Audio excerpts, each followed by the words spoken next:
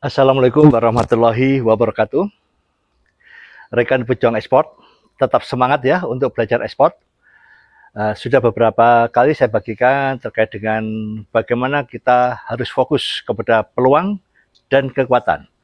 Jangan fokus kepada kelemahan dan hambatan. Nah, saya tetap akan mengulas tentang kelemahan dan hambatan ini karena dua faktor ini sering yang dialami oleh pemula-pemula dalam mulai bisnis ekspor. Kelemahan salah satunya adalah tidak bisa bahasa Inggris. Ya, ini ya. Jadi tidak bisa bahasa Inggris ya. Namanya kita ekspor, berhubungan dengan luar negeri, itu komunikasinya bisa bahasa Inggris ya. Tapi problemnya kan tidak semua orang bisa bahasa Inggris. Ada yang lancar, ada yang biasa-biasa, ada yang gradul-gradul. Nah, bagaimana untuk ekspornya? Saya mau punya cerita ini ya. Real pengalaman. Jadi satu saat saya dikontak sama murid saya, alumni yang ada di Brebes ya. Dia ikut pelatihan saya private, justru private, dan saya sudah tahu bahwa satu kelemahan dia adalah bahasa Inggris, dan di dunia internet maupun apa ya, dunia komputer lah, laptop dan sebagainya, dia sangat sangat gaptek sekali. Tapi kita lihatnya SDM-nya, effortnya luar biasa. Nah, saya di bel, Pak Indra, ini 2 minggu lagi customer saya itu mau datang Pak dari Belanda. Ini gimana ya Pak ya? Saya kan nggak bisa bahasa Inggris Pak. Saya bilang, go ahead aja, santai saja gitu kan. Pak Indra mau dampingi Pak Indra. Oh siap, insya Allah siap. Gitu. Saya damping lah, namanya murid ya. Uh, Pak Indra bahasa Inggrisnya lancar nggak? Saya juga nggak lancar gitu. Jadi saya pede aja gitu ya. Saya bilangnya saya pede aja.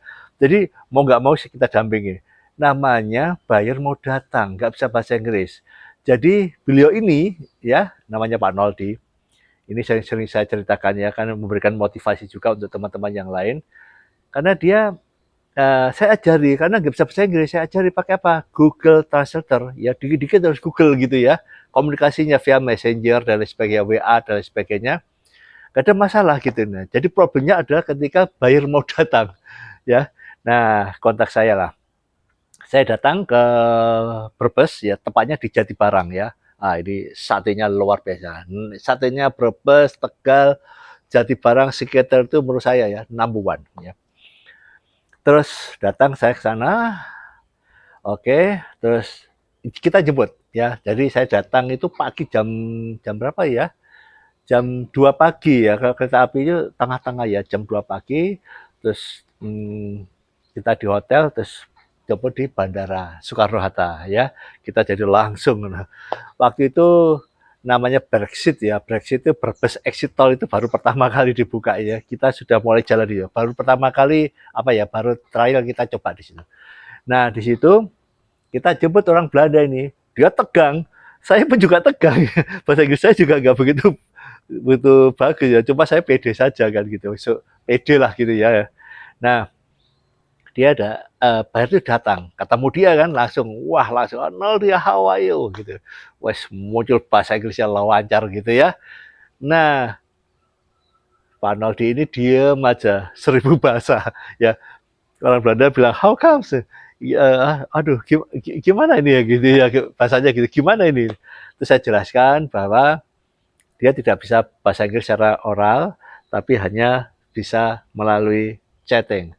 Oh, no big deal, nggak masalah itu orang Belanda gitu ya, luar negeri ya, sama-sama positif semuanya, nggak ada, waduh itu nggak, orang Belandanya juga semangat ya, dia Belanda keturunan Syria ya.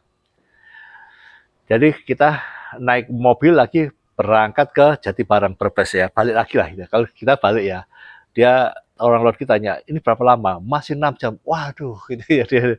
Saya tak tidur dulu ya. Dia ya tidur ya. Nah, tapi dia kan bangun tidur ya. Mungkin kecapean tapi bangun kan ngobrol dengan saya. Nah, ini yang luar biasa. Kalau ngomong dengan Pak Noldi ini, dia cuma chattingan. Mr. Noldi, please read. Oh yes. Oke, sir. Yes, ya gitu ya, pakai pakai waktu itu pakai BlackBerry kalau nggak salah, BlackBerry Messenger tuh. Chatting, oh yes, yes, yes, yes. Lah, saya itu kan mending menerjemahkan ngomong itu, saya pusing gitu ya, karena saya memang harus ngomong mikir dulu ya. Nah, intinya dia komunikasinya seperti itu terus ya, pakai Google Translator dan pakai Messenger komunikasinya. Yang lainnya dengan saya ngomongnya ya, untuk memastikan ngajak makan, terus apa yang dimaui, terus kita sampaikan, dia ngomong bahasa Indonesia, saya terjemahkan gitu ya. Alhamdulillah ketemu gitu ya, ketemu. Nah, ini yang luar biasa ya. Ini rezeki yang nggak kemana-mana itu ya. Sampai akhir itu, oh ya ini ada cerita lucu. Orang Belandanya itu high level ya, jadi kayak dia tunjukkan mobilnya yang mewah gitu ya. Terus dia orang Belanda itu punya kesukaan setiap sore itu eh minum es krim. Jadi sering sering ngomong ke saya, Mister Da, ini setiap sore gini ini waktunya saya minum es krim ini. Nah, saya ini bingung. Kita juga bingung, cari di mana nih Pak udah di es krim? Gak ada Pak. Wah, apa di Alfamart ya, Indomart ya, mau dikasih Wolsey ya.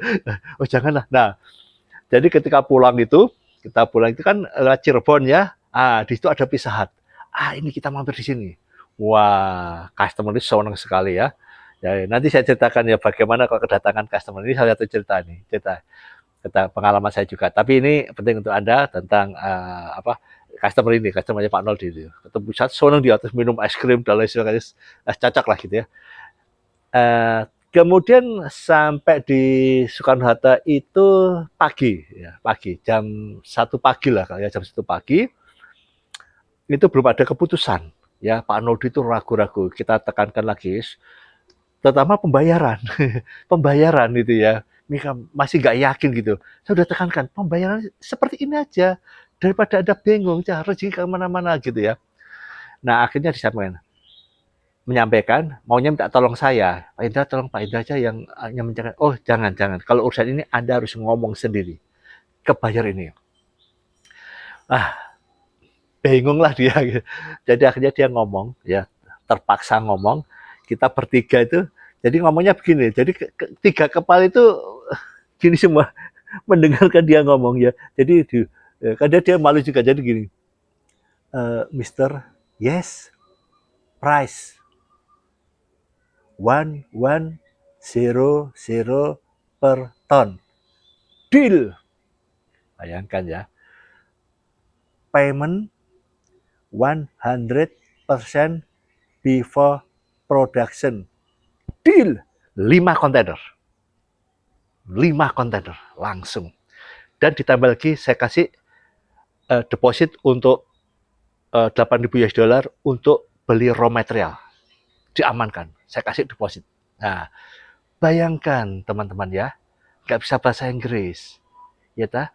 Pembayaran cash advance di 5 kontainer. Nah, 5 kontainer saya ikut bantu juga prosesnya, pengirimannya saya bantu juga ya, karena dia nggak bisa, saya suruh dia khusus fokus di produksi, pengirimannya saya. Nah, dari pengiriman itulah saya tahu tentang produksi, tentang briket, akhirnya saya bikin sendiri bisnis briket arang kelapa sebagai trader. Tapi suppliernya bukan Pak Noldi itu ya.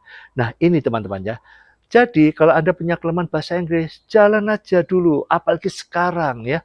Sekarang udah AI canggih yang pakai telinga itu ya, ngomong bahasa macam-macam udah dengan santai. Yang penting itu apa? Pede, percaya diri Anda dalam berkomunikasi bisnis ya. Percayalah, rezeki gak kemana-mana. Dan Pak Nodi itu akhirnya bisa ekspor sampai 5 kontainer.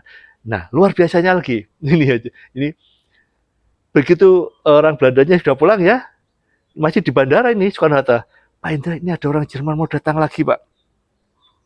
Wah siap aku gitu ya, siap minggu depan. Ya, oke, kesini lagi Pak. Siap, ayo gitu.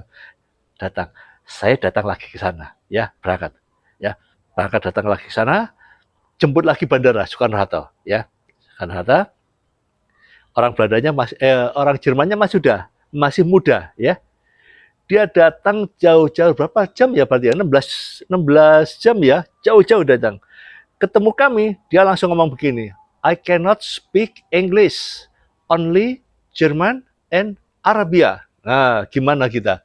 Bertiga kita Google Translator. Bertiga Google Translator. Oke ya, kalau it, kode gini aja. It ya. It. Oke, gini. Lapar gini, yes. Itu 2 kontainer. ya deal cash in advance ya. Pada saat dia membayar DP itu saya juga nggak tahu ya. Akhirnya istrinya yang di Jerman ditelepon, suruh telepon saya, dia ngerti bahasa Inggris. Walah, mau bayar down payment berapa? Euro. Satu tas duitnya euro itu apa ya, luncet-luncet gitu.